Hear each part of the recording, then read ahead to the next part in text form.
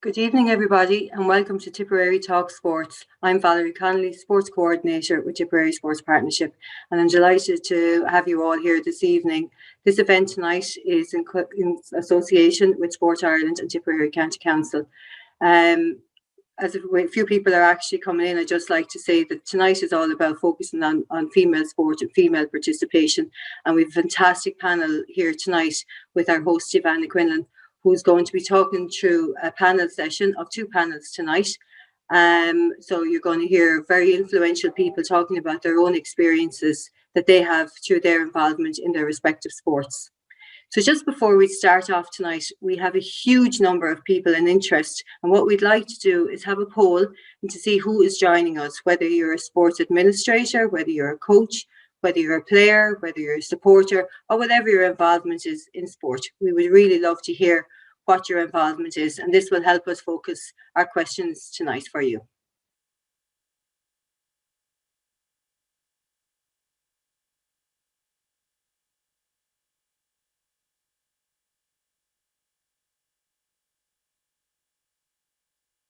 We can see from the poll we have a great mix of players and coaches, which is fantastic to see.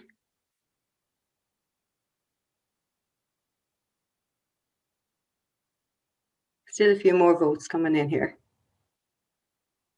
What I'd ask you tonight, if you're doing anything through social media, what you might do is you might use our hashtag TippTalksSports, and you might also use Sport Ireland's one, which is Women in Sport IRE. So if you're tagging us in social media tonight, you might use both of those tags.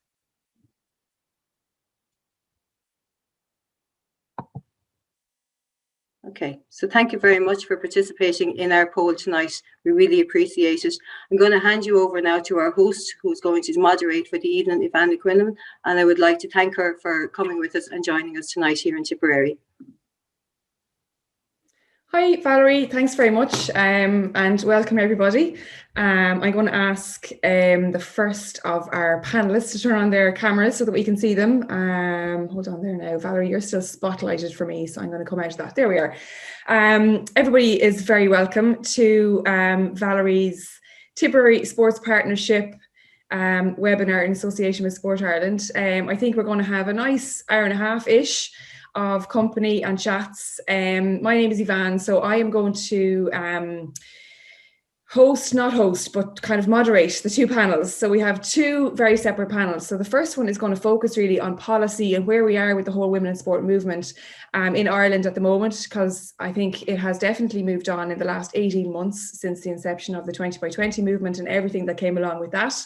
We're going to talk about leadership and coaching, motivation for young girls, and then the second panel is going to be much more specific in terms of our own athletes here in Ireland and the issues that they come up with and their own coping skills, and they will have a lot of advice, I think, for some of the athletes and sports people on this call, and coaches too, because we all want to know how athletes are thinking.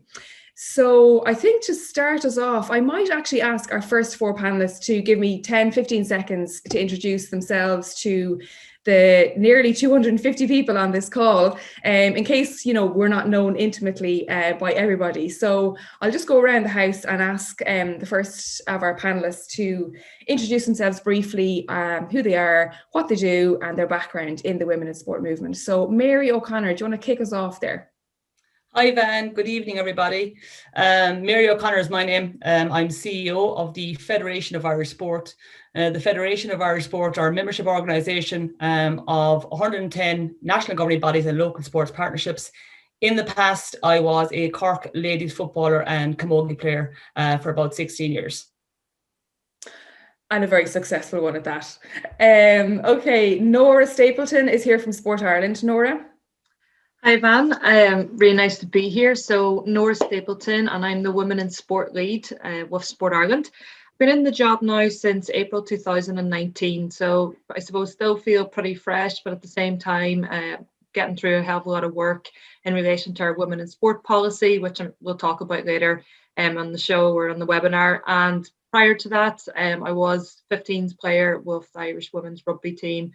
And I suppose a bit before that, I played a lot of Gaelic football as well, Donegal and things. Fantastic. Thanks a million, Nora. Okay, we need to get the tip involvement up a notch here. So James and Declan, do you want to go next? James, you're on mute. Declan, you need to unmute yourself. But James, fire away there. Hi, James Scott here. I work for the FEI for the last 13 years. I'm presently the women's under-17 head coach, and just last week I was made the emerging talent coordinator for girls football in Ireland. I was development officer prior to that for 13 years in North Tipperary. Fantastic, and I hear you did a lot of work in North Tip in promoting the game when you were there. So it's fantastic, and congratulations on the new role. I do want to ask you about it in more detail. Declan, fire away. Hi everyone. My name is Declan Brown. Hurling and football for Tip a while back, and I'm currently chairman of my local ladies club in Moyle Rovers. And we're doing, like everyone else, trying to improve things with girls and involvement in sport. Fantastic. And look, we're delighted to have all four of you here tonight. I'm sure none of you really probably needed an introduction, but just to get the housekeeping out of the way in case anybody didn't know one of the four of you. So I want to start off kind of look up high, kind of where we're at. So Nora, I might actually start with you because you're leading this whole Women in Sport movement from within Sport Ireland. And I know there are not a lot of initiatives ongoing, but where are we with the wider picture on policy and some of the initiatives that have kind of taken off in the last kind of 2 years with the Women in Sport movement? Yeah, so I guess from a policy point of view, we have Sport Ireland developed a policy for women in sport. And really that came about from quite a comprehensive review of women in sport back in 2018. And there was a lot of consultation that took place there. Lisa Clancy and Sarah Shea rolled that out across the whole of Ireland and really tried to get as much input as they could from people who worked in sport, from players, coaches, people on the ground. And the result of that then was a report that kind of provided all the information, and from that the policy was developed. So the policy that I work on, or my main remit, I guess, is to implement the policy and its key objectives and actions. So there are 4 target areas. First, leadership and governance. So really what we're looking at is how do we get more women into decision-making roles within sport. So whether that's within business, as in whether it's within the sports themselves and they're working in sport, or more so, how do we ensure that our boards see a good gender equality or gender diversity across those boards, the same with committees and clubs, etc., etc. So what supports do we need to put in place in order to do that? But also, what do we need to look at then from maybe a higher point of view as to how we can influence the work that the NGBs, etc., are doing in order to try and change the scene there, or what that looks like. The other side of it then, we look at coaching and officiating. So in Ireland, like if we look at, say, the foundation level or the very first level, entry level of coaching, we tend to see quite a high number of females coaching there. In most sports, it might be 50-50. In some sports, there could be more women coaching. But as we go up through the levels, women tend to drop off as the sport becomes maybe towards the more elite end of the pathway. So our role is, how do we, 1, get more women into coaching, but 2, how do we progress females through that coaching pathway? And then it's kind of similar for refereeing or officiating, umpiring, etc. The third pillar then is active participation. So back when women in sport, I guess in Sport Ireland, the Women in Sport programme isn't a new concept. It first came about back in 2005, and that was when the Women in Sport Fund was first set up, and NGBs could apply to try and win some of that funding or get a grant for their sport for women in sport programs. At the start, it mainly focused around participation programs. And the key reason for that was because there was a 15.7% difference or participation gradient between men and women. Now, since that came into place, that gradient has reduced down to 3.4%. So we've really reduced the gap between males and females exercising. But look, there are still plenty of other challenges there. We only have to look at teenage girls and the level of dropout that's occurring to see that we've got quite a lot more work to do. And then the final point would be of visibility. So how do we ensure that female players, that female Olympians, Paralympians, how do we ensure that they're more visible? And not just that, more importantly, how do we ensure that women in sport, in the whole of sport, are more visible? So our coaches, our referees, our administrators, our leaders in sport, how do we ensure that they're more visible to the public and to everyone, really? It sounds like the policy is quite aligned with what we saw with the 20 by 20 campaign. This business of the participation that you mentioned, and then the coaching was one of the things that came out of the research as well, that there aren't as many female coaches, and that girls actually do respond quite well to having a female coach when they're very small. Mary, as someone, obviously the federation was involved in that 20 by 20 campaign. Do you think it worked? It absolutely worked, and I'm a big believer in stats, but I'm just a big believer in the real world as well. Obviously, COVID-19 had a big impact on the second year of the campaign. It was launched in October 2018, but we had independent research completed by Nielsen.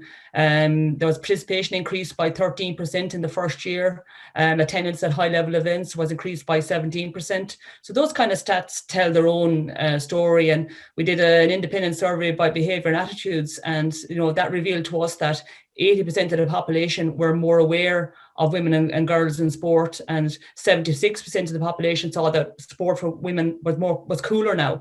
And that's important, because we need to understand that we need to normalise this. And the 20 by 20 campaign was a social movement campaign, and I think I got involved in this simply because of my own experiences as a player. There's different things that happen, different scenarios, and you could tell stories, and you kind of say, well, okay, how in the position I'm in now, how can I assist?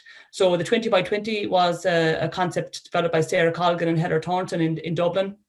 My Long came as wider agency, and we developed that, and we developed the whole storytelling of that over the 2 years. It's been immensely successful. People are quoting 20 by 20. There's been difficult conversations. We wanted to challenge that unconscious bias, and girls, no more so than men, they go through key transitions in their lives, and we want to ensure that sport is something that they enjoy doing at whatever level. They don't have to be elite or talented, that whatever level that they're supported, and that the opportunity is there for them to continue at a level that's appropriate to them, because that's really, really important.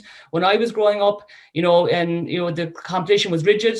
You were on the first 15 or you weren't. So we want to have a kind of more holistic view of women and girls in sport now. And I think Nora spoke about the huge impact that women in sport funding for Sport Ireland has had to reduce that gradient in that lifespan. And when the funding came about in 2005, I actually benefited from that directly. I got involved as an employee at the Camogie Association as a result of women in sport funding from Sport Ireland. So I suppose I'm a testament that it does work, and it does have an impact on people's lives.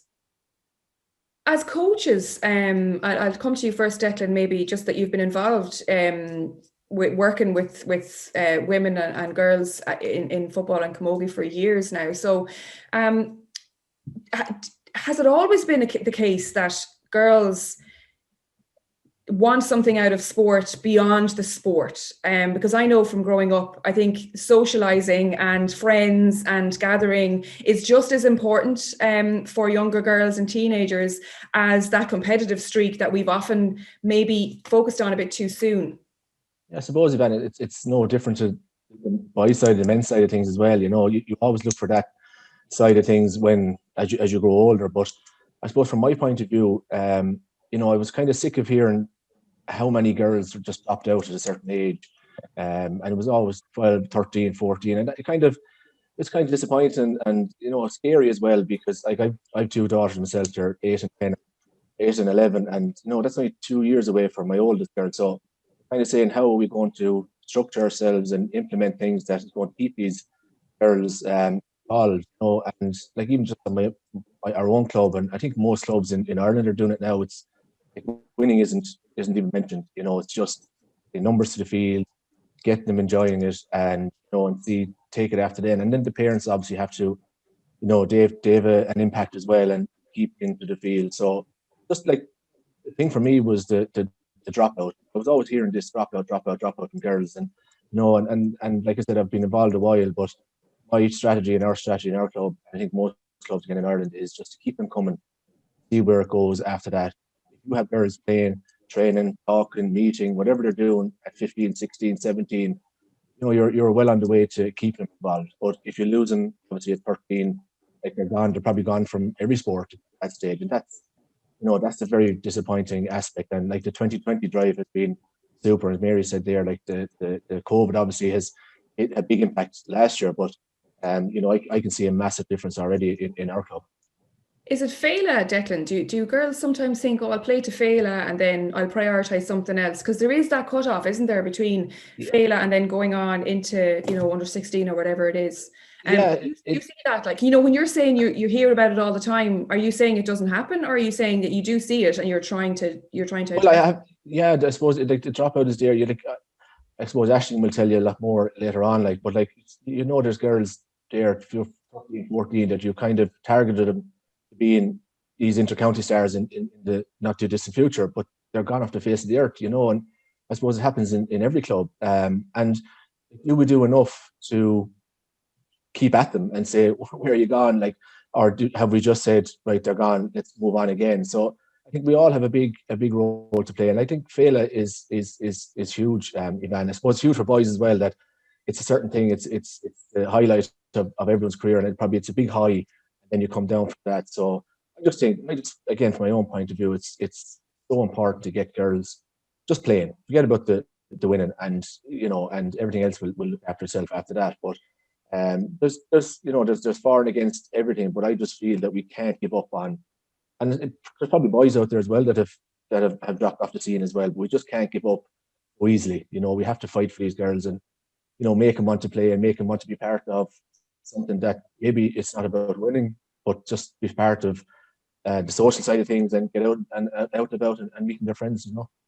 Yeah, you're right. Like, boys do drop out as well, but unfortunately the research and the statistics are showing us that girls drop out a lot more in their teenage years. And see, the problem is that once they do that, it's very hard to get them back. And you might have them coming back for maybe a bit of fitness in their 30s and 40s, but it's not. You lose them out of team sport, you lose them out of competitive sport. And you do get so much out of sport in those teenage years when you need a crowd around you. Like, a dressing room behind you at that age is just invaluable.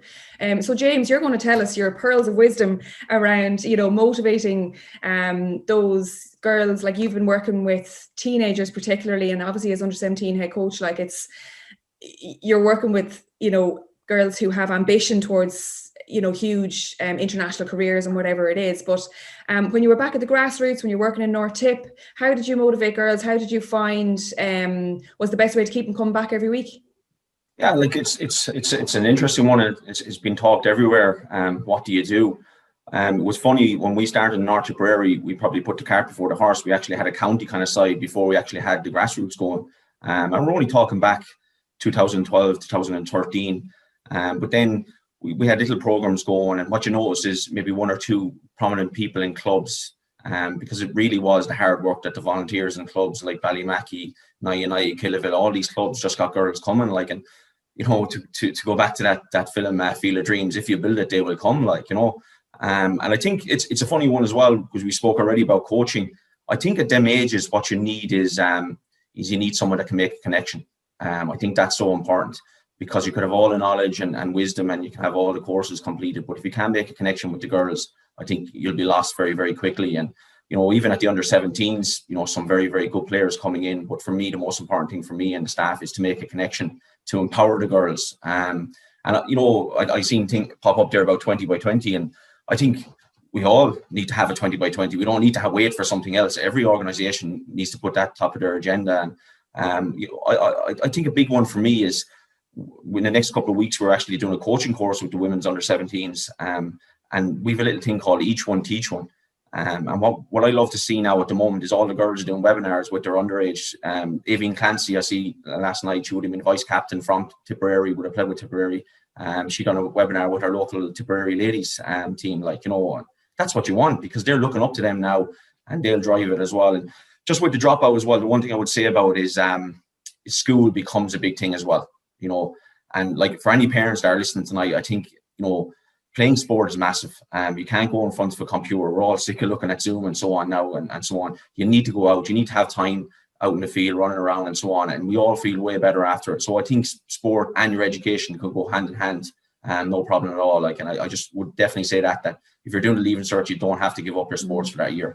I think I would definitely agree with that. And I see Declan is nodding there as well. And that's something I will talk to, Nicole and Dorothy about, maybe particularly, and Aisling, but like, as a coach, you're probably blue in the face saying that to parents, because like school is tough and exam years are tough, but like sport is a release, and sport is where you can, you know, kind of, you know, forget about studying and try and, you know, get your fresh air, get your social life or whatever. But Declan, have you seen that as well, that you've had to kind of talk to parents about that, about maybe not giving up sport in exam years? Well, I basically, I'm dealing with under 12s event at the moment. I'd be coaching those, so we don't have that worry yet. But you know, it is, as James said, like, it's, you know, sport is everything. You know, when you're playing it, it's lovely to be part of it, and obviously there's other things in life, exams and everything like that. But like, just for your own headspace, like, to keep it sport, keep active, keep your mind off the real serious things. You know, so. Like, in my role again as chairman, like, it will be something that I will be doing down the line. But like, as with the under 12s, I think I leave that for the time being and just keep them going. But like, parents have they have a massive role, Ivan. You know, we can do so much. James hit the nail on the head there. Like you make a connection with these girls, you make it enjoyable. You make them want to come to the pitch, no matter what activity they're doing, and that's really important. But parents we can't do everything, you know, and I think they really appreciate that now, and they realize that, you know, there's always that hesitancy to get involved in say in the club with coaching or administration. Mary mentioned that, like, there's more women involved. Get that fear factor out of the way, and you know, they can look after their own kids when it comes to the exams and getting them out of the sport. You know, we're facilitators, and we'll always do our best. Like, sport is just, it's huge. It's huge in my life. It always will be. It always has been. And you know, the friends you make, the avenues you open up, it's huge. And I know, Ivan, at 13, 14, 15, you don't see that side of things. You have to go through it. You have to drive on, and you just have to stay participate. Yeah, well, you're doing under 12, so if you're keeping them coming every week, you're definitely doing your job. So like, that is the age group that they tend to think about quitting. Nora, is there much research out there around the importance of role models for girls in particular? Actually, there's not that much research. It's quite interesting you asked that, because at Maloney IT, you're currently looking at that exact piece of work and whether or not role models influence girls. But everything does tell us that they do influence girls. But then at the same time, which girls does it influence? Because the sporty girls look up to the international athletes and the county players. But those that have dropped out of sport are those that wouldn't consider themselves sporty. They're, like, at the minute, I think it's 13% of primary school girls are active or reach the level of activities. And maybe it drops to 7%, I think, then when they get to post-primary. So that means that Are you serious? Is it that low? It's that low when you talk about guidelines, and the guidelines are 60 minutes of physical activity per day. That's how low it is. So really, for me and for Sport Ireland, you know, while the sporty girls are important and the retention and to reduce the dropout is important, but what about all those other girls that don't like sport, that don't consider themselves sporty, and that don't know what options are out there for them? So they can have role models as well, but it's just probably not our county players or our international athletes who they look up to. They would be inspired by their teachers, you know, teachers who open up other physical activity opportunities for them, who introduce them to rowing, to mountain climbing, to hill walking, to park run, and just any weird and wonderful sport. Those are the type of role models that we actually need to start looking at as well. And parents have a massive influencing factor. So if you're a parent out there listening, what you do with your children in primary school has a huge knock-on effect to how they're going to perceive sport in the rest of their life as well. And I probably veered a little bit away from what your original question was, but when you talk about research, we've just completed a massive chunk of work with teenage girls, and in particular with inactive teenage girls. And a couple of the points, especially that Declan mentioned, is jumping out as to what they've told us. So we did this research. We asked them, like, we had a company come in and they tracked the girls, they talked to them, they got them to put pictures on an online forum that they had, and they just spent, I think it was 2 weeks with them, really chatting to these girls to find out how it is or what do they want from sport. And then from that, they developed some principles that we should all, as coaches, as policymakers, as people in charge of putting programs together should be looking at. And I'll just maybe call out a few of the ones that match what Declan said. So the first one is the no judgment. So take pressure off performance and just give them the freedom to play, because that's what they want to do. They're coming to play sport, whatever it is, whether it's an individual sport or a team sport, but they're doing it because they want to hang out with their friends, because they get a sense of satisfaction. They feel like they're learning something. They might score a point or a goal, or they might run a little bit faster or reduce their time, and they get a sense of satisfaction from that. But the fact is, in Ireland, all our sports tend to be competitiveness, or we have a pathway towards competition as opposed to pathway towards participation. And that's definitely something that we're going to have to look at if we're going to be realistic about getting these girls more active. And then just a couple of other ones, give the girls a voice and a choice. So how many times as coaches do we include the girls in decision making around training? Do we let them decide what we want to focus on? Do we let them decide, what's fair when it comes to time on the bench versus time on the pitch? Because these girls, quite often, they said the reason they drop out is because they don't feel good enough. So if they're on the bench or they feel like they're letting the team down, they would rather walk away from the team than feel like they're not at the same level as other girls who are maybe looking to join county teams and things like that and are pushing on ahead of them. These girls don't feel good enough and they don't feel part of a team. So it tends to be that this is quite often built around teams where they're feeling like this. So the more that we can invoke excitement in what they're doing, and bring out that social element, take away the whole judgment, lose the kind of competitive element again and again and again that we seem to use, and try and reduce the amount of time that somebody might be a sub and things like that. Those are all like actions that we're going to have to implement, really. Mary, can I bring you in on coaching as well? Because obviously you played camogie and ladies football to a high level. You actually took a session with my senior camogie team, I'd say about 10 years ago in Dublin, and I swear to God it was probably the best session ever, because it was just so well coached and well drilled, and we all felt like superstars afterwards because Mary O'Connor was telling us that we pulled well on the ball or whatever it was. It was brilliant. It was inspiring, and I think that's going back to the role of a coach. Like parents obviously have a huge role as well, and like the pressure is massive for parents, because you're trying to make sure their kids are on the straight and narrow, they're in school, they're in sport, they're in whatever else. Just coming back to coaching, what are your big, and I'm gonna wrap it up soon, but just what are your big takeaways for, I know we have a lot of coaches on this call, so for coaching girls specifically, what are your biggest tips? I'll keep it brief and as succinct as I can, but I suppose coaching would be my first love. It's something that I enjoy doing. I'm in sports administration now, but I believe that, we spoke a lot about teenage dropout.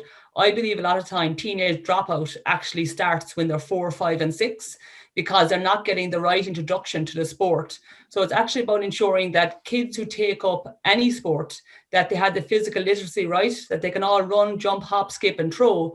Because if you think of the game of camogie, the game of hurling, if you give a 5 or 6-year-old girl a 24-inch hurley and she can't do all those things I've just spoken about, you're actually going to begin and instill a hatred of the game rather than a love.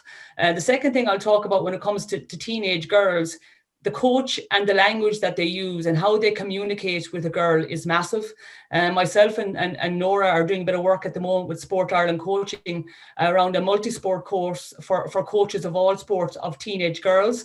So we can learn and have an understanding as how our talk or how our communication with those girls impacts on them, because that at that time of their life, they're going through a key change, puberty and so on.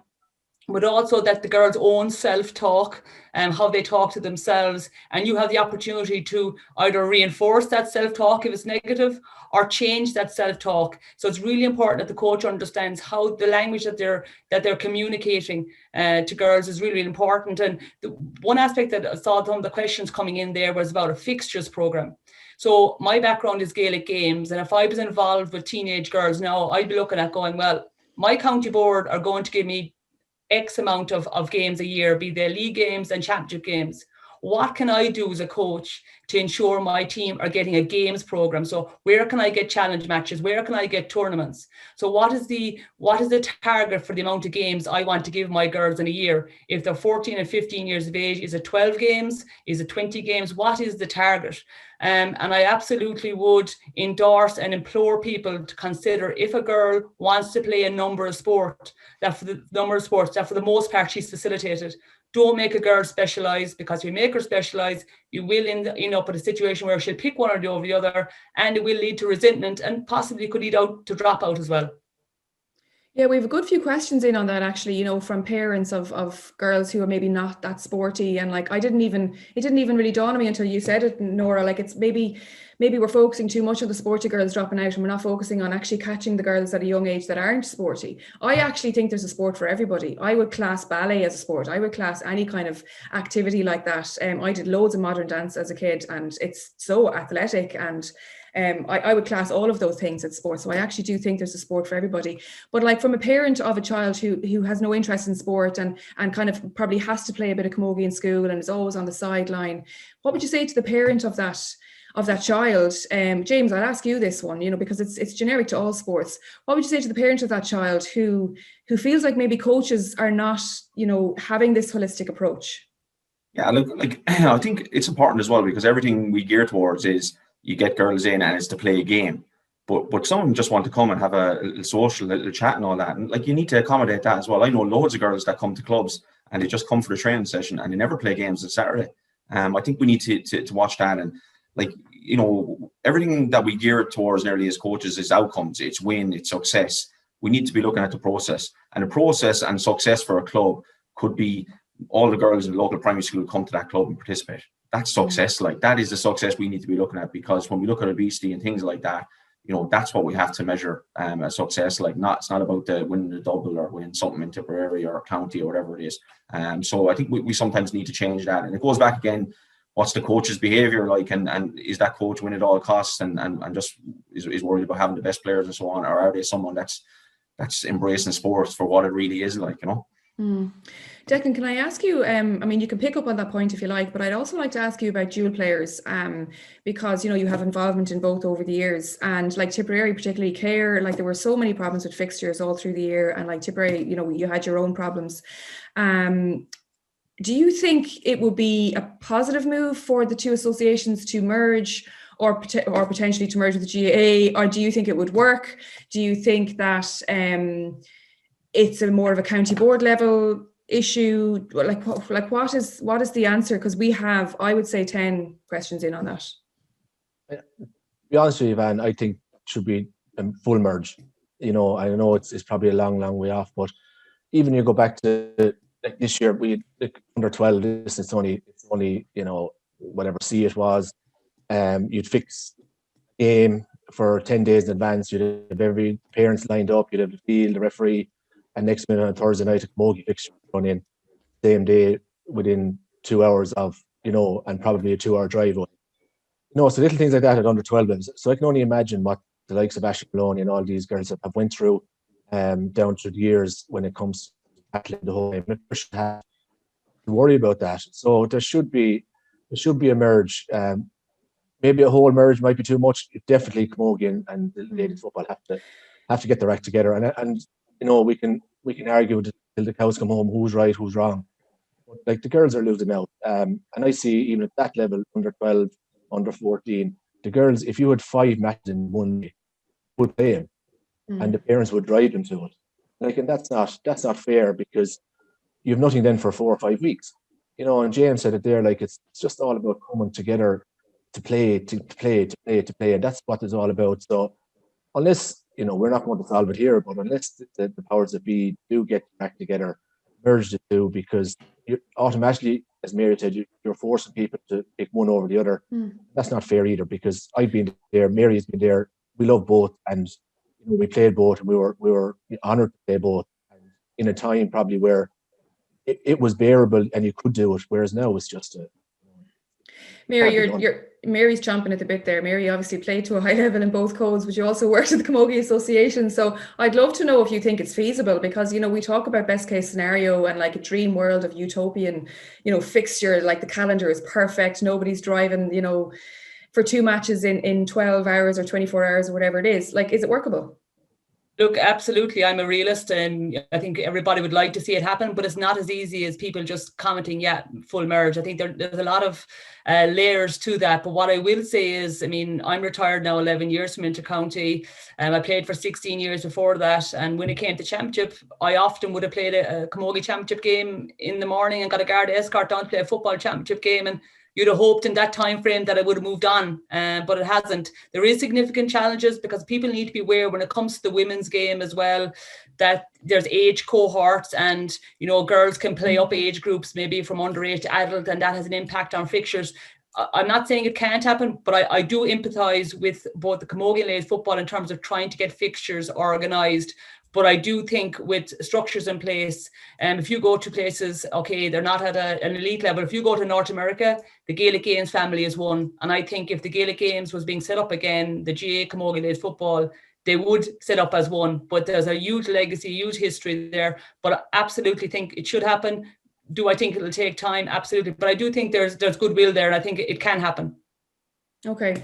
I'm going to wrap up this panel for now. I want to thank the 4 guests that were on this particular panel. I could actually keep talking, and I have had, I'm looking at the questions coming through, and I've incorporated some of them into this panel discussion because there was a lot of overlap. Actually, a lot of the questions were quite similar. But just to thank you and to recap on, you know, where we're at really. I mean, Nora mentioned those 4 pillars of women in sport, you know, around governance and leadership, and I really would encourage parents, particularly if you're on this call, to get involved at club level. If you're particularly the women, the mothers in the family, sometimes we kind of stay in the background, and I've been guilty of it myself. It's only the last year and a half that I've put my hand up to coach. I don't know why it took me this long, but if you're not in the room, you can't influence decision making. So I really would encourage any of the women on this call who aren't currently involved in their club, whether it's at administration level or coaching level, just put your hand up. Like, we don't put our hand up often enough.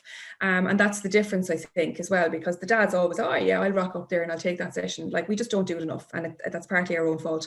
The other one was the coaching and officiating was the next one, and active participation with the girls, and then the visibility as well. So just, I suppose, to just keep putting these role models in front of our girls, I think is one of the other messages that we took away from that session. So thank you very much for that, to Mary, to James, to Nora, and to Declan. And I'm sure all of them will be happy to take individual questions.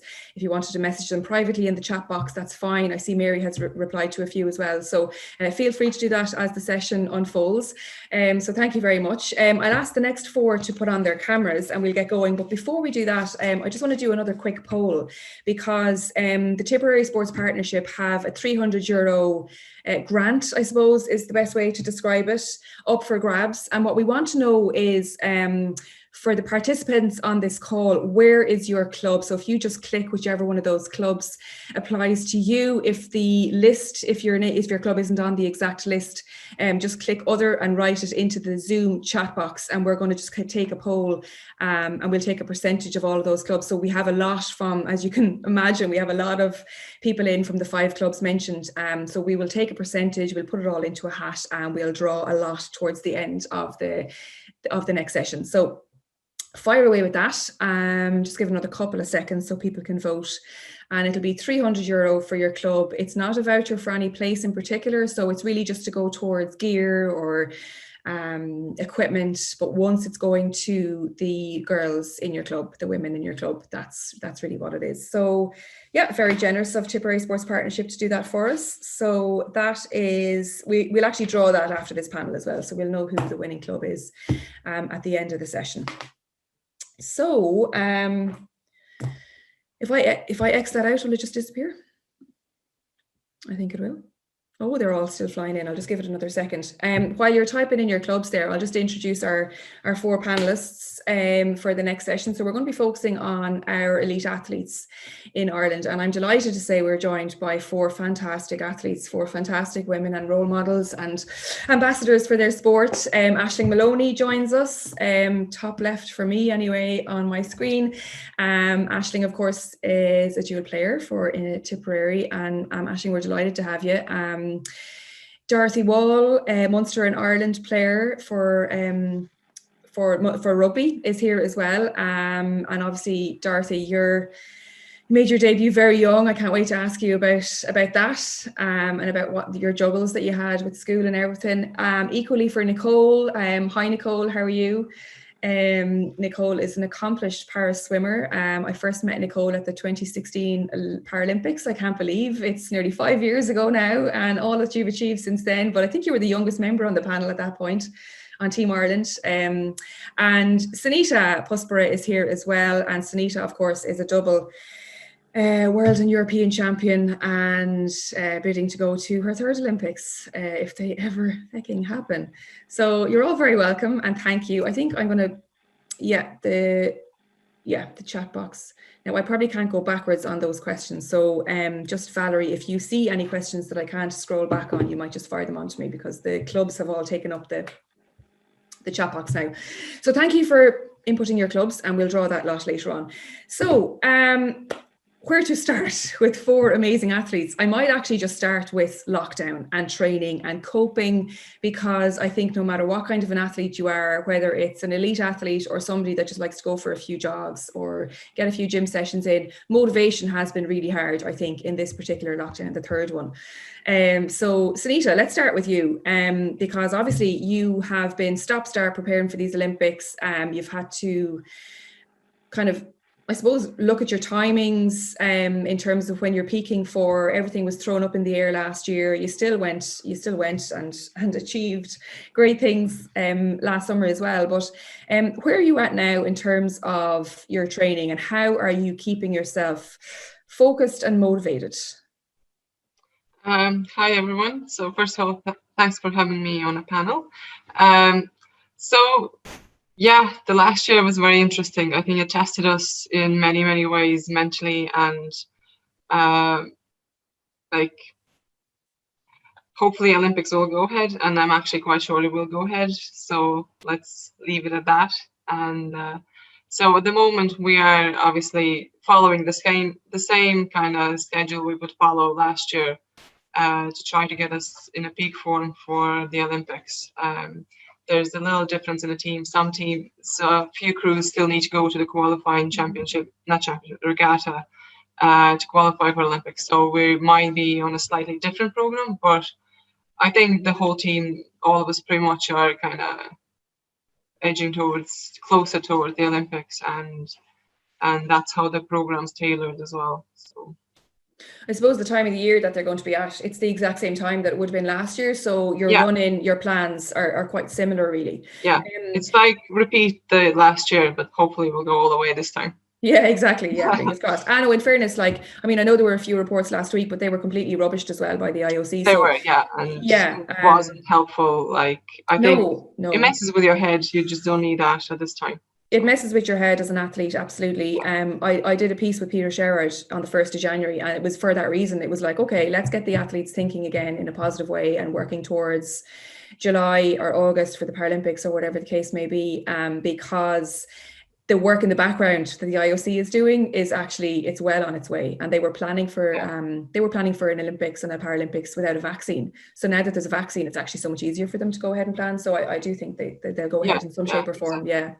Aisling, you had an interesting year last year as well, given that your sport was one of the few that actually went ahead, obviously behind closed doors, and everything was so different.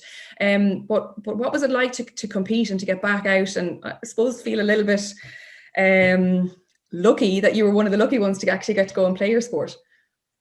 Yeah, I suppose trying to find motivation for it was kind of hard enough, really. But looking what everything was going around, it was easy enough to go out on the pitch. I suppose everything gone, we kind of counted ourselves lucky that we were able to go out and get going.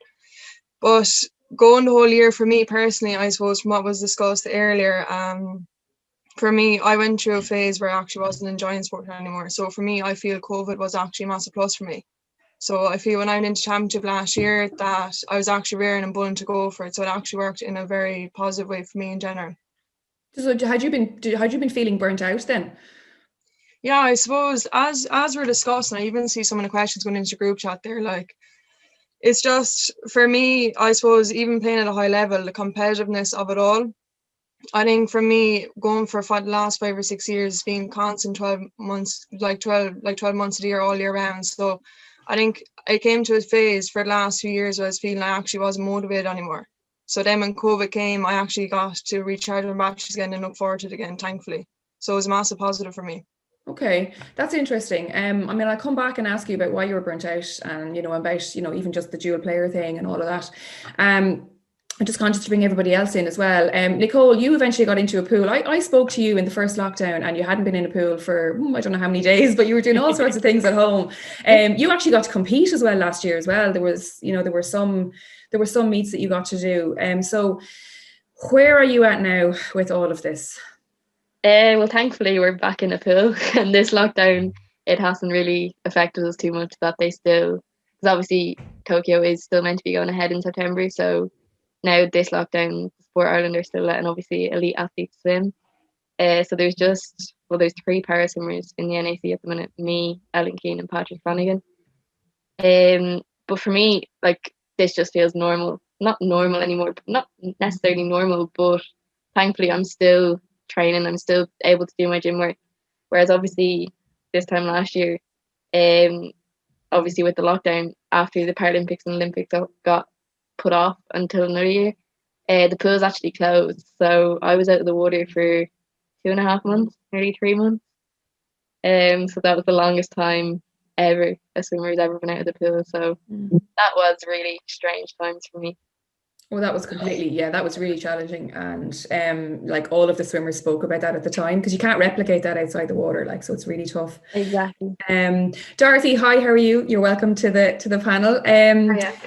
So where are you at now, Dorothy? Because obviously the Women's Six Nations is not going to happen in its usual window. And there are lots of question marks now about just rugby and going forward into World Cups and all sorts of things. So where are you at now with your sport, with your motivation? Yeah, I got injured there before Christmas, so I had like a grade 2 MCL tear.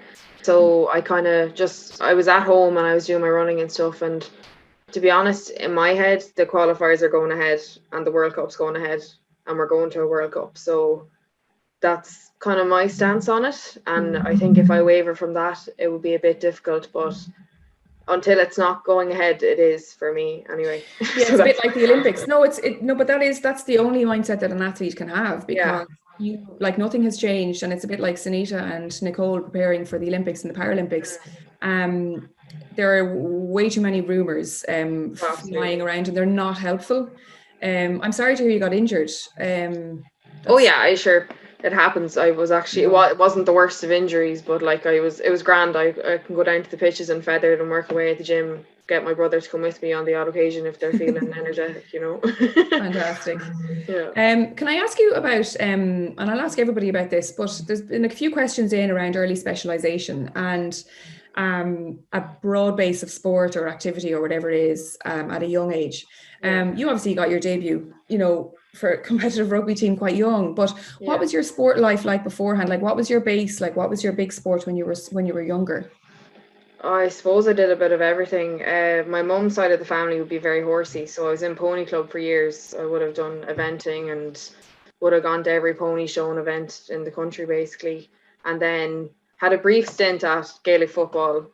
My talents aren't exactly high there, much to my father's dismay. Then I went to the Pres in Thurles, and they're a huge basketball school, and played basketball for 4 years there. And one of my coaches, Anya Staunton, played for Munster, and she said, yeah, you should play rugby, because I kept getting fouled out, like in basketball. Like second quarter I'd be out. Non-contact sport. Yeah, exactly. Didn't suit me. So she sent me for it, and then that was kind of it. Started playing with Munster, and that kind of became my sport then. Fantastic. Like, would the rest of you go along with that? Like, Aisling, I'll come to you on it. the importance of having just a bit of a broad base in sport? Like for underage, is it? For underage, for young girls, yeah, for kids, basically. Yeah, I think it's just like, listen to panelists talking before us. I think it's just way too competitive and it's way too concentrated on winning competitions. And I suppose I only came across this. I'm studying PE teaching in DCU. And I suppose I came across it because I was very competitive when I was younger, wanted to win everything. We had a really successful group growing up. But then I was made aware of maybe that person who isn't sporty, like how might they feel in, a sporting team or even in primary school. So I think with everything going on at the minute with social media and things like that, I think kind of needs to be that broad base at the bottom to encourage those non-sporty girls to keep participating in sport or in anything, as you said, be it dancing, anything. Yeah, that's a good point. Like Sunita, you were involved in quite a few sports as well, and you said before like that. Obviously, you're an elite rower now. You're an elite athlete. You're an Olympian. But it was quite late, wasn't it, when you actually went into that elite environment and became like a full-time athlete? Like you didn't start that even in your, I don't even think it was in your 20s, was it, or was late enough? Well, I got into rowing late enough for Irish standards. So I started like 15, 16. I did a lot of sports before that. And during the first years of rowing, we also did a variety of sports. We didn't just stick to rowing. We did like running, skiing, swimming, basketball, and we did a lot of things. And it was never boring. So maybe that's the one thing as well to look at for the coaches, to try to make it more, I don't know, diverse, not just stick to one sport, but try to throw in here and there something different. And then I went to boarding school, which was sports boarding school. That kind of, we were still training 10 times a week, but we also did our secondary school with it. So that means we had the special kind of, we lived there, it was boarding school, so our training facilities were nearby. And like I consider that like almost full-time training as well. 10 sessions a week is pretty decent. That's a lot. Yeah. That's yeah. A lot so for being in school. And then but like elite level, I would say that was obviously coming back here in Ireland. So I was what, 26, 27. But then again, I think that those 10 sessions a week, that was probably around age of 17. And that was kind of a bit more serious. Like we were training for world championships for juniors and then under 23s and stuff. But yeah, like I didn't really start anything that serious until I was probably 15, 16. And then it took like 4 sessions a week first. And then you start adding up a little bit once you get stronger and physically can handle more sessions. So it wasn't jumping straight into it and like, let's be elite athlete now. So very, very, very gradual kind of ladder to get there. Gradual, and also a really broad base of sport that that you had when you were growing up. Yeah, so that's interesting. Nicole, we had a few questions in around education, school, exams, and trying to balance everything. Now, you are an exceptional example of this because you went to the Paralympics in 2016, and I think you were only in second year, were you? Had you just finished second year? Yeah, in school. Phenomenal. She got to 5 finals at the Paralympics that year, lads, by the way. Unbelievable. And then you went and you had your leaving cert in the middle of, was that the lockdown year or was it the year before? No, I actually haven't done my leaving cert. Oh, you put it off. That's right. You put it off. You told me this. You told me this. Yeah. So here we go. Perfect example, right? How did you manage? So your junior cert year, this obviously second year you were at the Paralympic Games, but like you were at World Championships, you were at European Championships. How did you balance all of that? So for me, like Rio, like when I look back at it, I was just a young 14-year-old. Like I didn't really think anything of it. But then after Rio, about 6 months after the Paralympic Games, I was swimming in a local club in East Marlin, and I just simply couldn't get enough training hours there. So I decided to move up to the NAC in Blanchardstown in Dublin. And I obviously live in Leash, so that'd be a good hour and 10 minutes away from my house. So then from the middle of third year all the way up obviously to the end of transition year, I actually was allowed to finish school 40 minutes early to get up to the NAC. And swim to get in the pool for 5 o'clock. But then obviously when fifth year came, it would have been my 7 core subjects. And the school were just, it wouldn't benefit me. And obviously the school weren't exactly too happy in letting me finish early anymore. So that's when I decided to take the year out. But I'd say from my most challenging year in school and swimming was probably third year, because obviously I was swimming up in the NAC, so I'd come out of school at 3:30, I'd get in the car, I'd swim in the NAC from 5 to 7, I'd get out of the pool, I'd eat my dinner in the car on the way home, and then I could be up until about 11, half 11 at night doing homework. So it was a bit hectic. I think you might be the wrong person to ask, because you're an elite athlete competing on the world stage. Yeah, that's chronic. That's just really bad. I'm not surprised you had to take a year out. On a normal week, though, and I might come to the girls who are in team sports. So, Aisling, Dorothy, if you have thoughts on this, just playing on a football team, for example, and you're 14, right? And you have it's obviously you have exams and you have bits and bobs going on in school. Did you find sport was a bit of a release, or did you find it was a pressure, or did you find that you had to give up when school got busy, or did you find, like, how did you deal with it? And did you have to fight with your parents over it, or fight with your coaches over it? How did it transpire for you guys?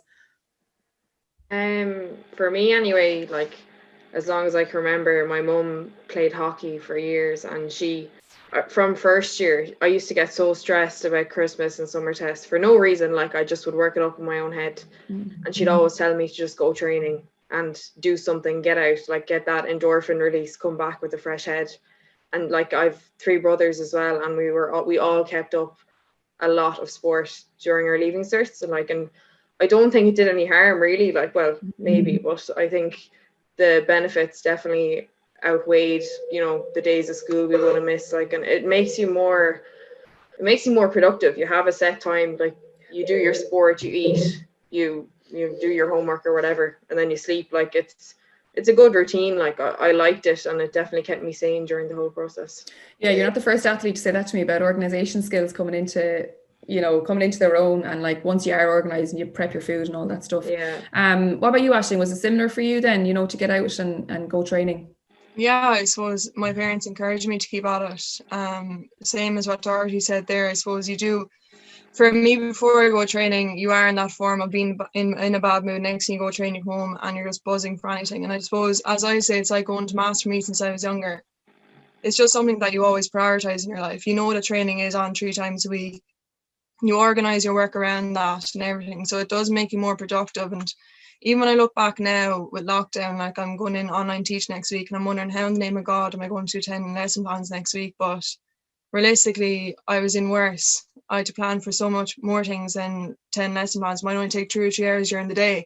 So I think it does bring that good balance. I think it's really important as well, because, like, education, like, it is a massive part of our life. It is a career path, but like, in the world that we're in now, like, your mental health and physical health is really important. And I suppose keeping that up, and even if it's not in sport, if it's getting out in the fresh air for an hour before you hit down to the books, I think it's really important for kids to just take out. And I think it's important for parents to encourage them to keep at it. It's really important to come from them, because I suppose for me, my parents were role models for me.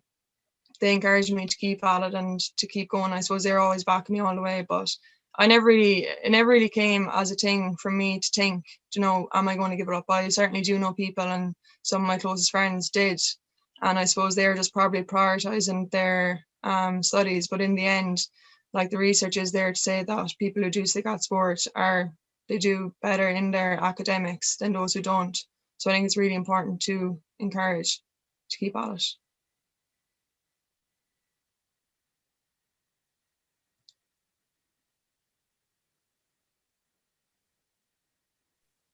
You're muted, Ivan.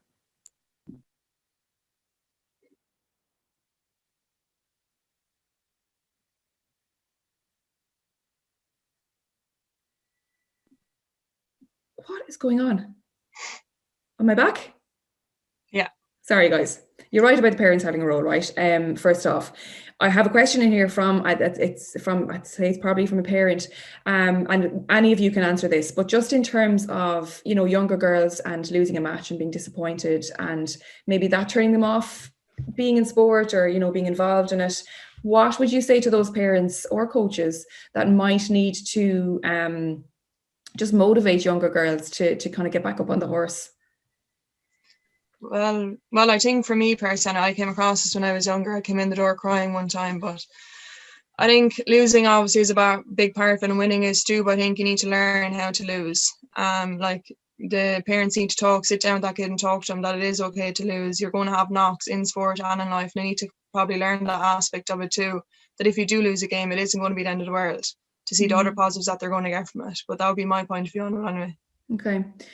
Yeah, I mean, yeah, that's a fair point. You're all sports people, and you're all involved in various things outside of sport, and you all have families and relationships. And that's one of the questions that actually came in as well, around managing those relationships, or managing to compartmentalize. And I think it does come back to that organization as well.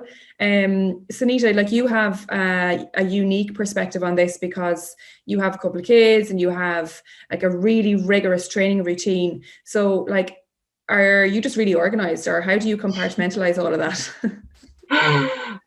So organized. Oh my God. If I was more organized, I'd be flying it. I can, in my head, I'm very organized. I'm like, okay, on that day, I'm going to go do this, and this. And then I come home and I'm like, I'm really tired. I'm just going to go for a nap. I think the last couple of years in sport has been very, very exhausting with all the changes and up in a program and intensity and everything. So I almost feel once there's like a heavy blocks of training, everything else goes in the second plan, and all the food preparation. And yes, I have like a Sunday off occasionally, so that's where all the work gets done most of the time, catching up with the chores and getting some more food in the fridge so we can last a little bit longer than a couple of days. And I'm a rower, I eat a lot as well, so that's a problem. I'm sure swimmers will say the same. You eating constantly, so it's just, even to make food is chore all the time. So yeah, it's like catching 22 for the week, and then on Sunday you're like, okay, let's organize something for the week. But sometimes we do, sometimes we don't. So yeah, I wouldn't be the best one to answer the question. Sounds like it's a team effort, though. It sounds like you need a good team around you, good family members around you, and I think you've all had that as well. I just want to come to a few individual questions, because we are getting a lot of questions in, and I have some that came in during the week as well. So Dorothy, somebody wants to know as well about coming back from an injury, and the best tips for that, I think probably physically and mentally. So I can ask all of you that, because I know it's a bit of a battle. But Dorothy, just in relation to rugby, how do you think Ireland can close the gap between full-time professionals like England, or semi-professionals like France, and then the Irish team as well?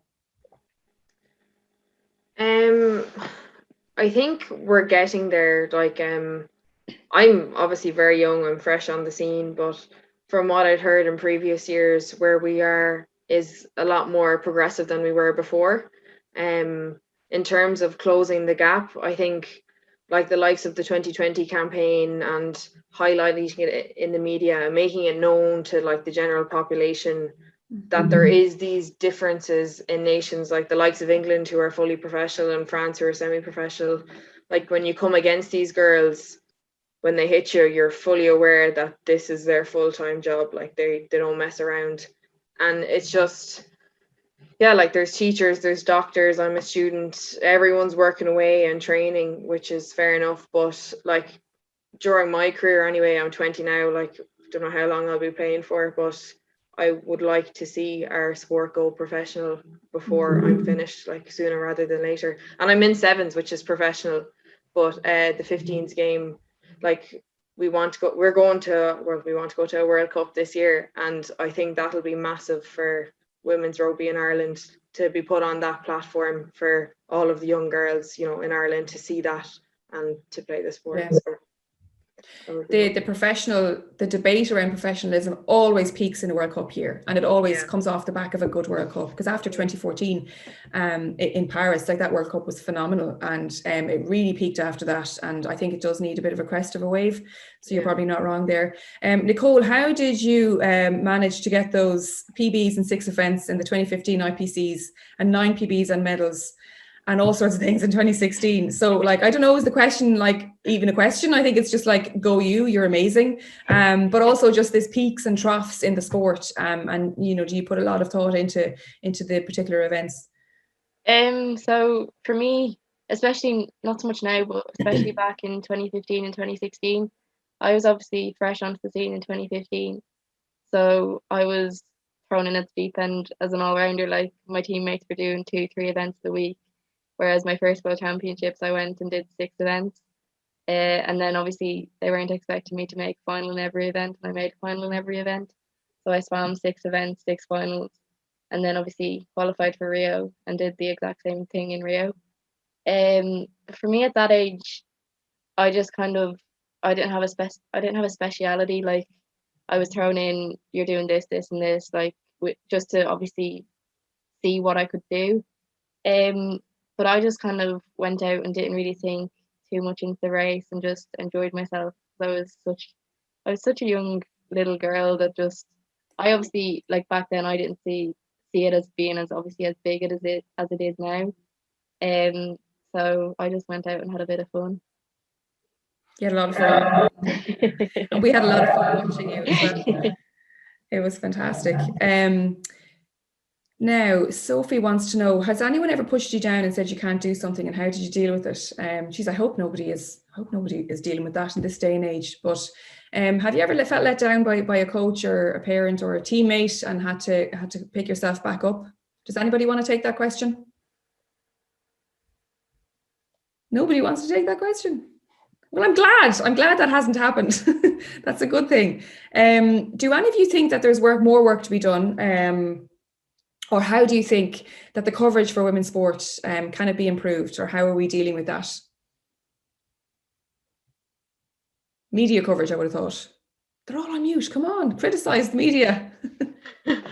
I think social media has been a huge thing from what I've seen, like on Instagram and everything. And I think that's a great way to reach, say, like 15 or 16-year-olds, because their whole world is like, not their whole world, but they're on Instagram a lot, you know.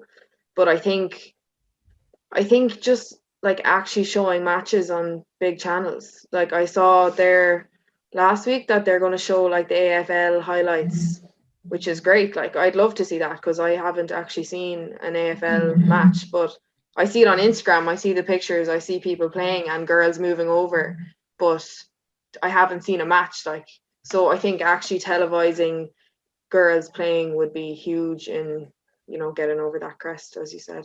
Yeah, there is a lot of research out. There's even just stats around that already. Like, you know, if you build it, they will come. Like if we put stuff on telly, people do watch it. And it does. I think the audience definitely grows over time as well. There's a question in here. There's a couple of them around injuries and coming back from injuries and tips around that. But there's a specific one here from Quiva who says her daughter struggles with knee pain. She's very sporty, but she really struggles with the pain and has to strengthen up and will have exercises to do for the rest of her life. So she's going to have to deal with this. So do you have any tips for motivation? Because obviously it's quite difficult to motivate yourself when you know that you've got pain and you have to deal with this pain all the time. But it's very sporty. So does anyone have any tips for motivation for that girl? Come on, guys. I'll try. Just, we can take turns. Just try to take one day at a time. Don't think about it long term, that you're going to have to do it for the whole life. Just think about, to make me feel better, I have to do this in the morning, and just do it. I'm sure it doesn't take like an hour of your time in the morning or whatever she does the exercise. Just approach it as your own daily routine to feel better. That like if you want to wash your hair every morning before you go to work, you know, that makes you feel better. That's how much it should be your routine, you know, like I'm going to do this today and don't think about tomorrow. When tomorrow comes, that's tomorrow's problem. And then you do exactly the same. And I think with time, you so get used to that routine that you accept it as part of who you are almost. And it's sorry to hear actually that, I don't know what age she is, but that you have to struggle with such injury like so early on. But who knows, it might get better with exercise as well. And one day at a time. One day at a time. Great advice for Actually, Queen's daughter from a world champion, no doubt. Now let's go to a Tipperary footballer. What would you say, Aisling? Because I'm guessing it could be somebody that's involved in Gaelic games. Yeah, I suppose I'm in the same position as Dorothy at the minute. I tore my MCL grade 2 back in November. Yeah, so unlucky. Well, I just don't really suffer from injuries, thank God. Touch wood. But I think, as Sunita said there, it is about taking one day at a time.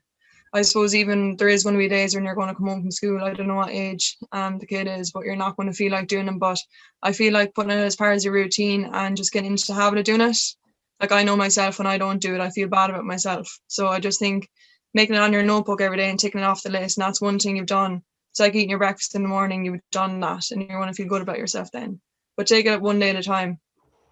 Great advice. I even find that if you have a really long list of things to do over the next 10 days and you get overwhelmed, one day at a time is always the best way to look at it. I'm going to answer one question here, because there's a question in here about asserting yourself in a male-dominated workforce when you're the only female coach in the coaching office. And like, anybody else can answer this if they want to, but I would say take the word female out. Forget about it. Like, we don't talk about Katie Taylor as the best female boxer anymore. We just talk about her as a fantastic boxer and the best boxer. So I think if you're thinking like that, if you're thinking, oh, I'm the only female in the room, just forget about the word female and you're a coach. And that's it. And you're on a level playing field. I think it's time, like, we're talking about women in sport, but I think we need to take the word women out soon, because it's just sport. And that would be my advice for Geraldine. And the best of luck, Geraldine. Yvonne was saying about promoting ladies football. What about doing a panel? What about doing a TG4 underdogs for the girls? They've done it. They've done it a few times. It was a great show. So maybe it'll come back. That would be fantastic. Now, let me see. Where was I going to go next? Oh, Aisling, I have to talk to you about the merging of the Camogie Association and the LGFA, because you were well aware of the difficulties.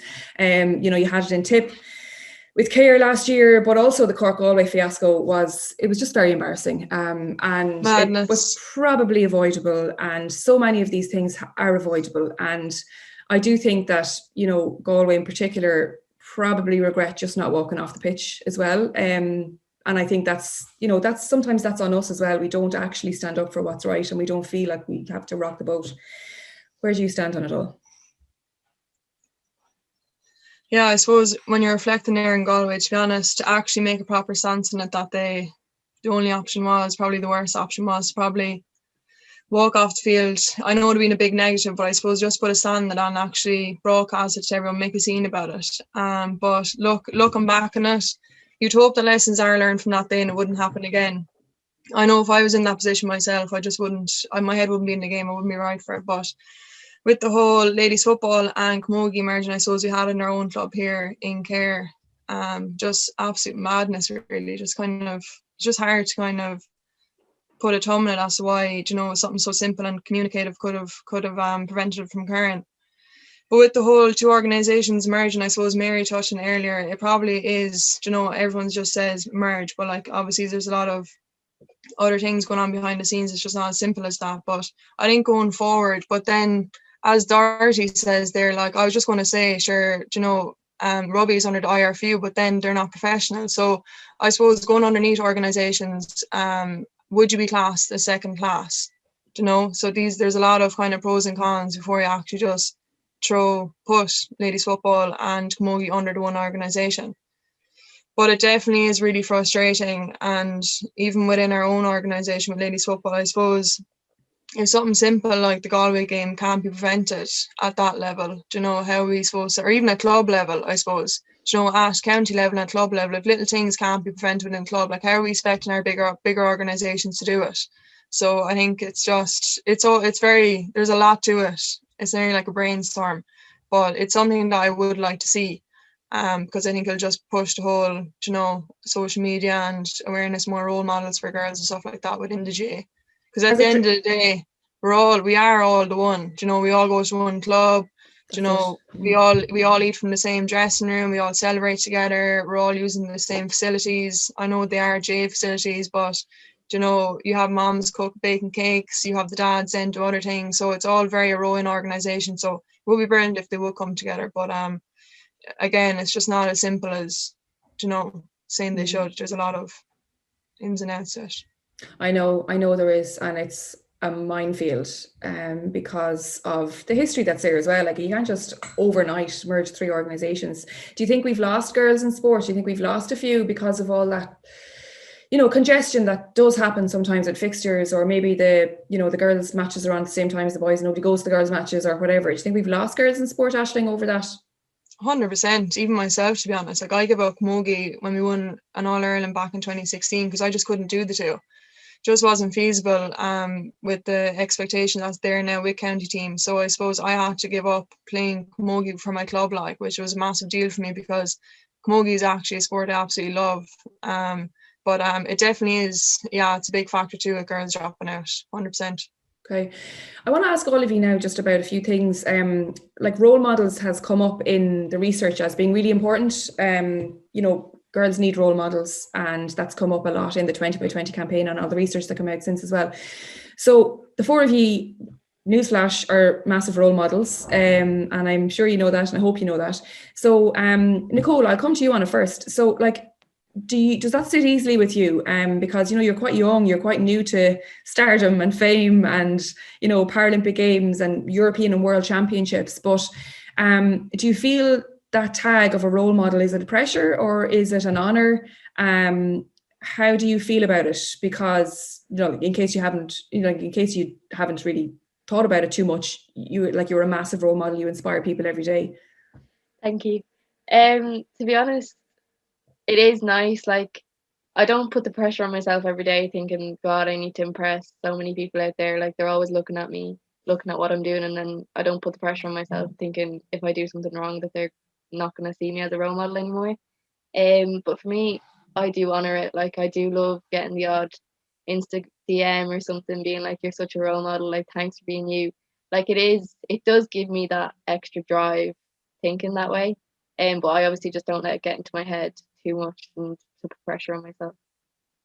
Have you noticed that kind of thing, you know, Sunita, in the last few years? Obviously you've been very successful at international level, and you're in demand a lot, you know, for things like this, and you're in demand from the media, and you're in demand from young rowers for your opinion and whatever else. So have you found that?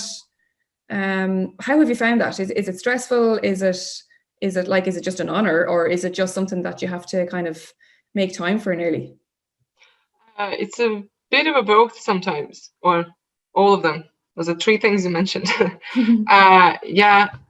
Sometimes, let's say, the demand, obviously, especially now before Olympics, it is a little bit higher, and sometimes I feel bad to say no, but I can't. Let's say there's a lot of sometimes requests on Instagram, on DMs, and like, I always try to go through all of them, and sometimes I just don't, because I know there'll be a few requests and I'd rather not see them so I don't have to say no. But it is also an honor, because, I mean, 10 years ago I would never dream that somebody would think that I'm important enough to actually contact on Instagram and ask for some favors, you know. What was the third one? Sorry. No, just that's kind of it. Like, I just want to know how it sits with you, you know, being a role model is... I don't really think about it that way. I'm just trying to carry on with my own duties, and everybody sees I'm struggling as well. Like, I mean, I'm just a normal human being who's trying to do what I love, but at the same time, I don't love it as much some days, you know. Just a normal person going about my business. But it is definitely really nice sometimes to get an odd message about, let's say, some mom saying that she's so happy I replied to her daughter. Like, you know, it really warms my heart, and it's like, why do they think it's so important, like, for me to reply, you know? But it's really nice, and I think it doesn't register, I suppose, that people want your opinion. Or it's about visibility, though, and like Nora mentioned it as well, you know, the fact that you guys are visible as, you know, highly accomplished athletes, and you're also quite accessible, you know, because you're sound and you're Irish and you're on Instagram, and people can, you know, reach out. And I think especially now that we have big, strong girls. So yes, by the way, I love that group. I think we need more of those as well, because you're all training together and you're keeping yourselves, you know, you're putting your own girls up on your shoulders, and, you know, you're championing each other. By the way, if people don't follow them, if people don't follow Sunita's training group, it's big, strong, Gorls, spelled Gorls. We do know how to spell, by the way. Oh, I know. But it's fantastic. And they do really funny TikTok videos, and like they just have the crack while they're training, and it's just class. It's just on those 5 energy. minutes pair that we have. Yeah, we do. I know. And I feel Brilliant. it's such a good idea because it's so much easier to follow Big Strong Girls, and you see the whole team what you're doing instead of like following 15 separate athletes, you know. Yes. So that's where the visibility and everything comes in. Yeah, but yeah. Fantastic. Ashton, you probably can't go anywhere in Tip without people being like, oh my God, it's Ashton Maloney.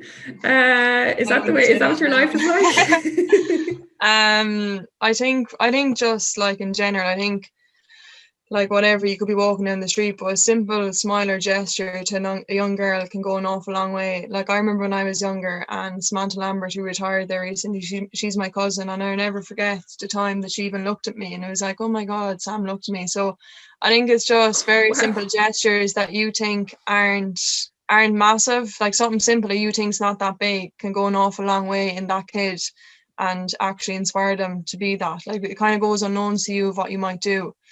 A simple hello or a smile at them. But no, as Sunit and stuff said, I think we do what we love, like we just go about our business. And I suppose my parents are massive for me, they're massive encouragers, and I suppose I probably mainly play for them really to see the enjoyment that they get out of it. But that's lovely. That's lovely. That's so nice. What a great motivation to play. I think we could all learn lessons from that. Mum wears her sunglasses actually after games sometimes because she cries just to hide the tears. Oh, that's so God, you're going to set me off now. That's lovely. That's so nice. Dorothy, would you be on the same page then around feeling like, you know, that you have this platform that you can use? Yeah. To be honest, I feel like I'm kind of fresh on the scene. I only got capped there like a year ago, and like coming into the squad, you're a bit of a baby who gets a lot of slagging from the older girls. So it's weird. Not a lot of slagging, but you know, it's nice as well. But like, yeah, weird going home and like, you know, seeing some of the younger girls from the club and being like, okay, right, I have a bit of a role here. And you know, it was like 3 years ago I was down in Feather training with under 18s on a Friday night. Like, so it's a lot has happened, but I don't know. Yeah, I suppose I have a bit of a platform, and it's the same with me for like with my parents. Like that's huge for me. Like my gran as well is very invested. She'd ring me about all the Pro 14 fixtures, and we'd discuss it at length. I love it. Yeah. And my mother now wouldn't be crying on the sideline with the sunglasses. She'd be screaming on the sideline. I always hear. My dad walks away from her whenever she's there. I know. I fear for my own children that I'll be that fishwife on the sideline. Oh, sure. I'd say I'll become it too. But look. Yeah. Do any of you ever, this is something that has come up for a few things, actually, a few panels that I've done with girls in sport and women in sport. Do any of you ever, did you ever struggle with body image in your sport? Because I know that loads of girls that I played sport with just gave up when they reached puberty and they were teenagers. I'm not wearing shorts anymore. I can't be dealing. Like, I just don't want to do it. I don't actually think it's as big of an issue now. I think everybody's a little bit more comfortable in their own skin, and it's kind of promoted a bit better now. But did you ever have that kind of struggle with your body image as an athlete or as somebody that had to, you know, be strong? Anyone? No. Well, I'm glad to hear that. Does anyone have any advice for parents of girls though? Because sometimes that is an issue, like. And if somebody does have, I'd like to hear it. Oh, really? Yeah. Like, I mean, that's what I mean. Like, you know, those pre-teen years and those early years where you're just getting over that kind of discomfort in your skin. Dorothy, you were going to say something there. Do you have any? Yeah, no, I wouldn't say I've struggled with it, but like, it's definitely something. I think rugby is great because it's very inclusive. Like, you've all shapes and sizes. You're all out there. Like, your body is an engine. Like, you're in the gym to get strong. Like, you're trying to be fit. Like, because you're using your body for something. So that's empowering in itself. But like, definitely, like, playing matches, like, there's pictures taken of you from all angles and posted on platforms that you have no control over, and everyone sees them and sends it to you. And that sounds very like petty or whatever, but like, being a teenager and kind of having no control over that when you might be a bit insecure is hard sometimes, but like, you get over that because it's part and parcel of what you do. And I think even like some of the men struggle with that you wouldn't even know about. So I think it's something that's not really spoken about that much, but I definitely think it's there, like even knowing people in sport and everything, I think.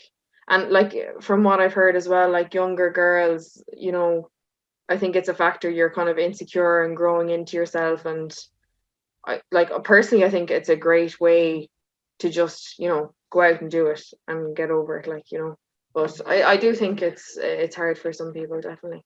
Yeah, I think, a few of the girls that I would have spoken to about this were swimmers actually, Nicole, and, had said that, as a swimmer, obviously you need to be really strong in the shoulders, and you do get really, really strong. And look, as a teenager, you're maybe going out with your friends and you can't wear the tops that they're wearing because you're just too strong, and you're too, big is the wrong word, but you're broader in your shoulders.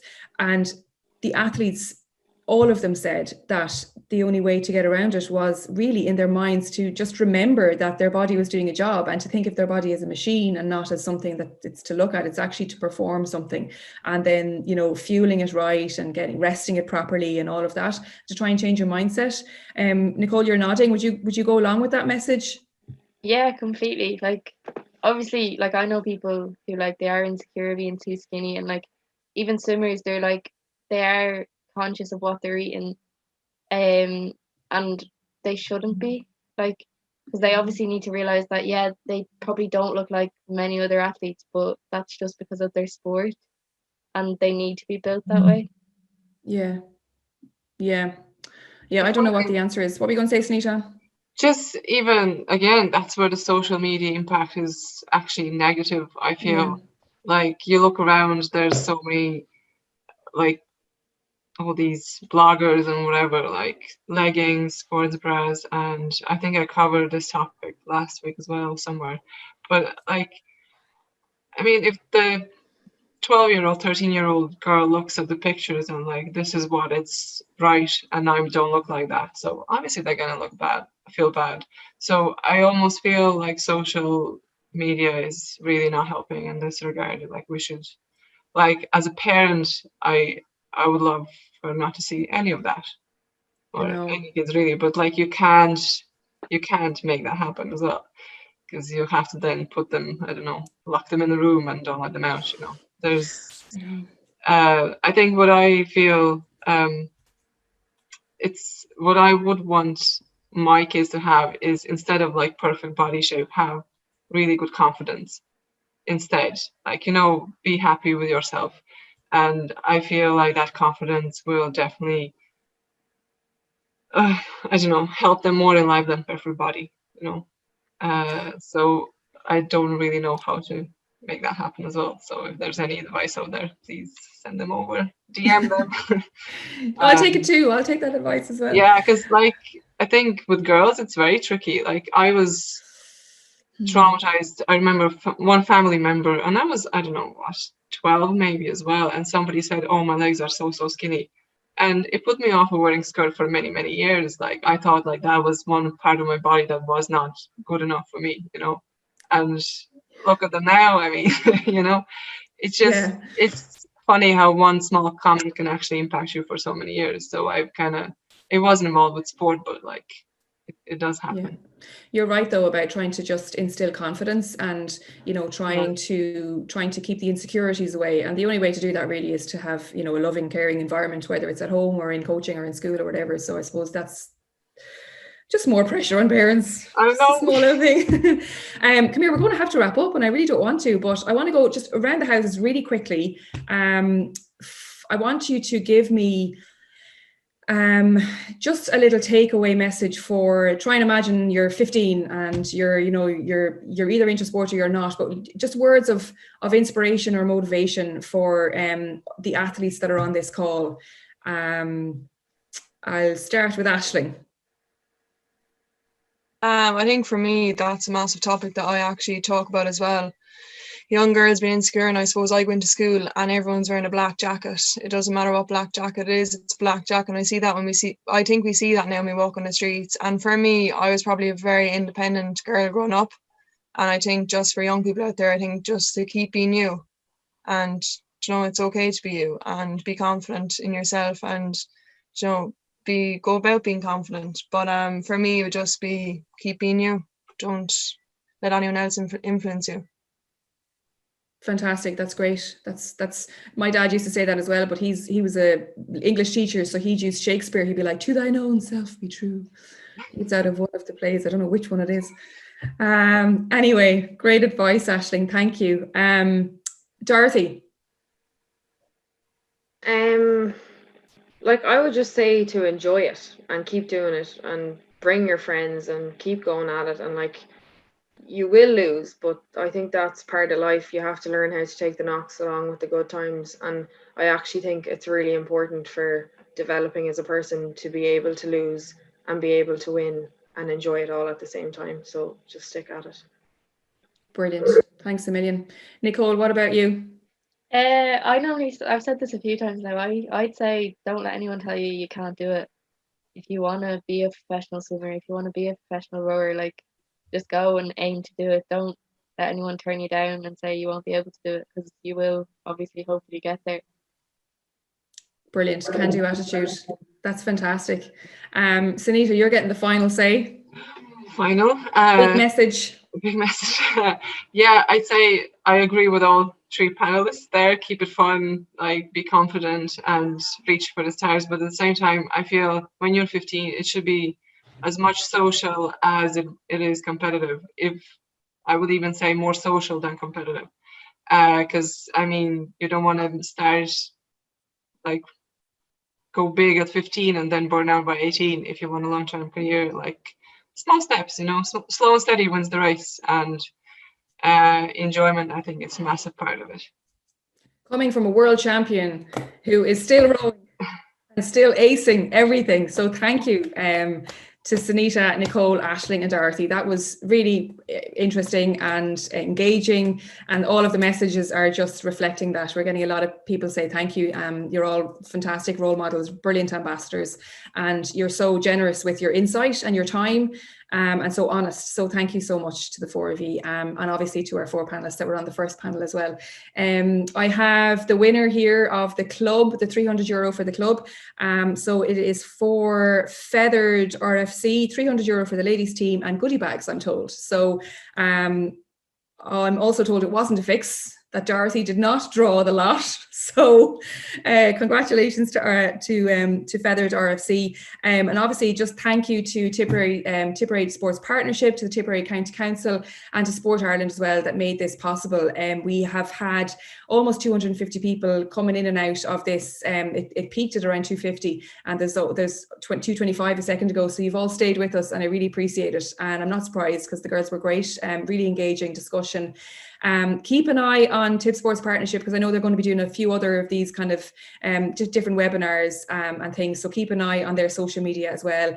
And the hashtags Women in Sport IRE and hashtag TippTalksSports as well. If you're posting about this, just tag the hell out of all of us. And thank you again for your attention tonight and for your questions as well. Don't be afraid to get in touch with any of us on social media, on DMs. Now we mightn't answer them if Sunita's busy, she can't answer them. But don't be afraid to get in touch with us on Instagram or anything else. If you have individual questions for any of us, we're very happy to answer them. So thanks again. And thanks to Valerie for having me and everybody in Tip as well. I really appreciate it. And I've had a great evening. So thank you very much. Slán go fóill.